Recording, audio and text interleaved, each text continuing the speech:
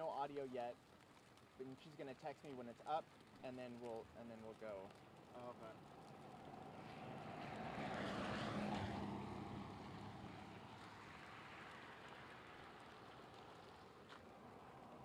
Man, I'm way too old school. This is my first Facebook Live like this.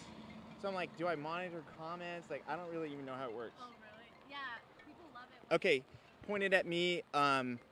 We have 15 seconds. Hello.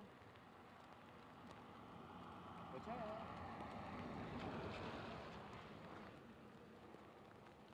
Yeah, well, she needs to hurry up with her Facebook Live because if you want to do 723, they got to get their thing done before your hit.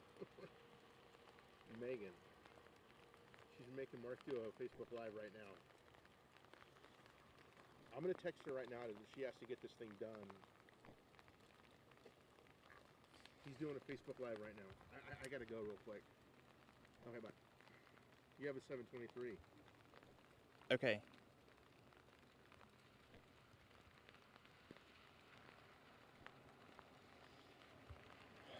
Okay, guys. Nice to see you, by the way. We are...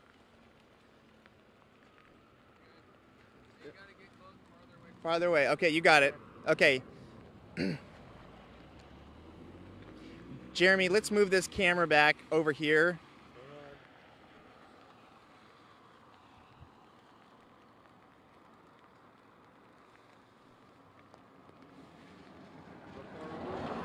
We're live right now, so if everyone in Facebook world can hear me right now, what we're doing here is we are adjusting things a little bit so you can see us and hear us safely. CHP is just letting us know that we need to be on one side of the line so we're safe because this is a busy road. This is the road just across the Feather River from the spillway, and that's why you're watching us right now. So thanks for being patient.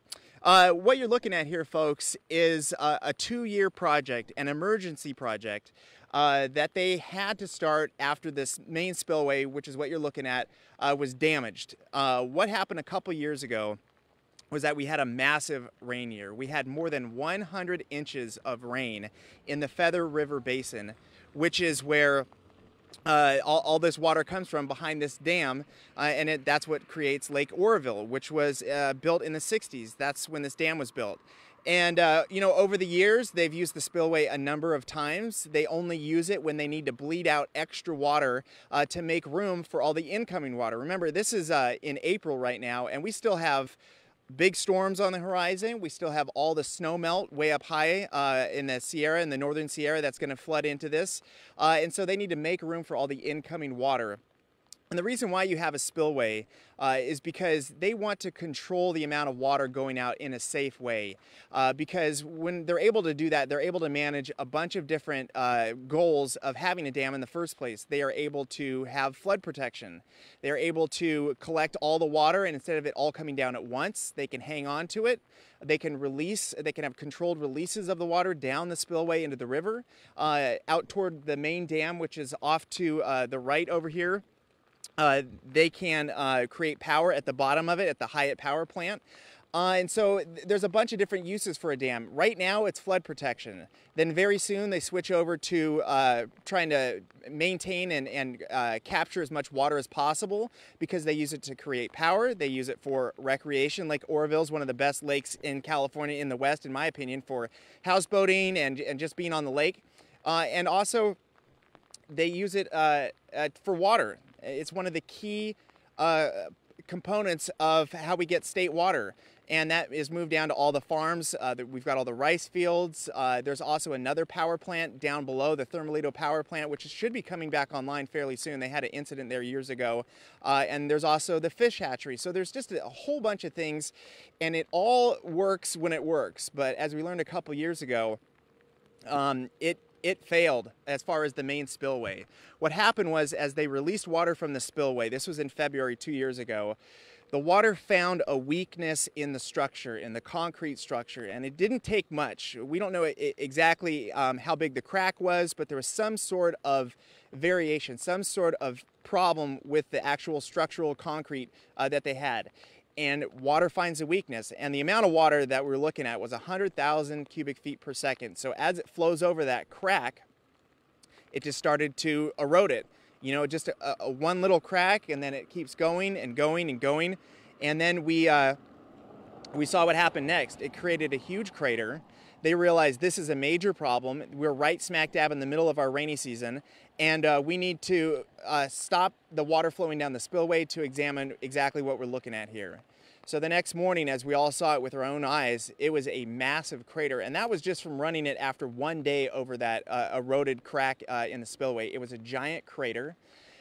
And then they put some people in there, and when you finally put people inside the crater, I think that's finally when everyone realized, wow, number one, this is a huge project. This spillway is massive. And number two, there is no way that they are going to be able to repair this spillway this season. Now, the idea was, well, we can get some big bags of material, fly some helicopters in, plug up the hole.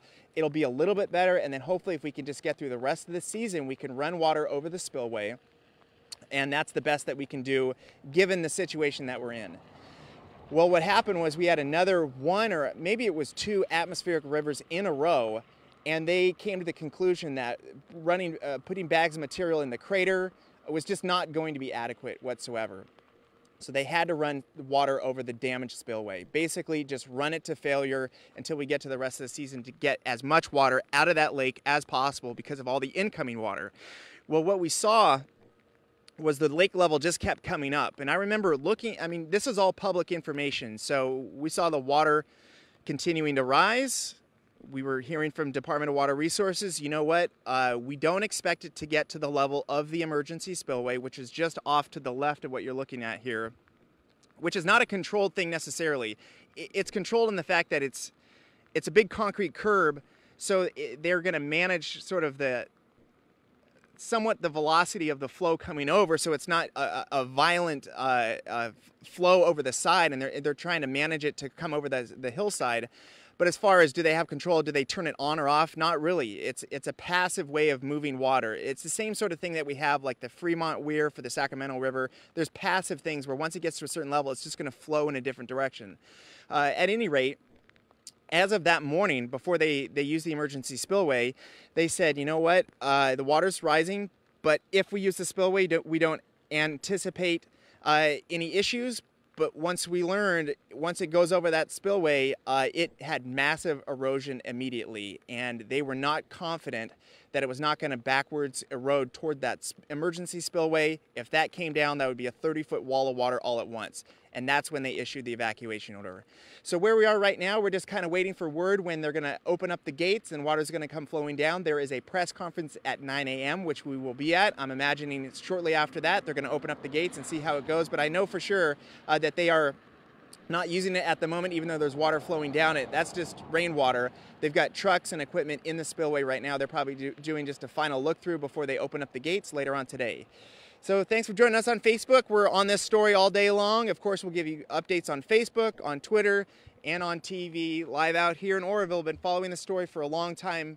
But the reason why we are is because it's a huge part of California history. It's a huge part of California water and power. And for the thousands of people that were evacuated after they gave word, they want to know, and they want to make sure that that new spillway, a $1 billion project, is good to go for the future from here on out. Thanks for joining us.